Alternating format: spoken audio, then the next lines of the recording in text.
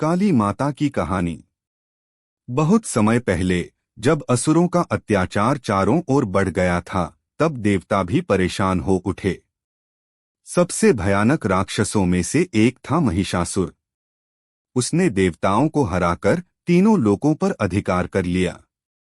देवता भयभीत होकर भगवान विष्णु, शिव और ब्रह्मा के पास पहुंचे और उनसे रक्षा की प्रार्थना की।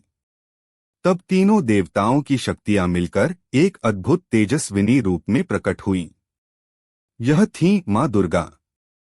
उन्होंने देवताओं के शस्त्र धारण किए और महिषासुर का वध किया। लेकिन युद्ध यहीं समाप्त नहीं हुआ। महिषासुर के मारे जाने के बाद भी अन्य असुरों की सेनाएं चारों ओर से आक्रमण करने लगीं। उन्हीं में से दो भयंकर असुर थे, चंड और मुंड। वे इतने बलवान थे कि देवता भी उनसे डरते थे।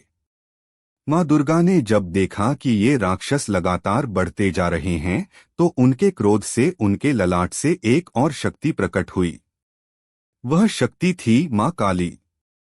मां काली का रूप अत्यंत भयंकर था। उनका शरीर काला था। गले में नरमुंडों की माला थी। हाथों में खून से सने हुए अस्त्र शस्त्र थे। जीभ बाहर निकली हुई थी। वे सिंह पर सवार थीं। मां काली ने प्रकट होते ही असुरों की सेना का संहार करना शुरू कर दिया। उन्होंने चंड और मुंड का वध किया। इसी कारण उन्हें चामुंडा भी कहा गया। कहा जाता है कि जब रक्तबीज नामक असुर युद्ध में आया, तो उसने मां काली को और भी भयंकर बना दिया। रक्तबीज की खासियत यह थी कि उसके शरीर से गिरी हर बूंद से एक नया असुर पैदा हो जाता था। जब मां दुर्गा ने उस पर वार किया, तो उसके खून की बूंदें जमीन पर गिरीं और लाखों रक्तबीज पैदा हो गए।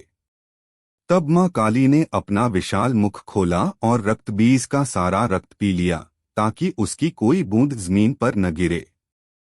इस प्रकार उन्होंने रक्तबीज का भी अंत कर दिया।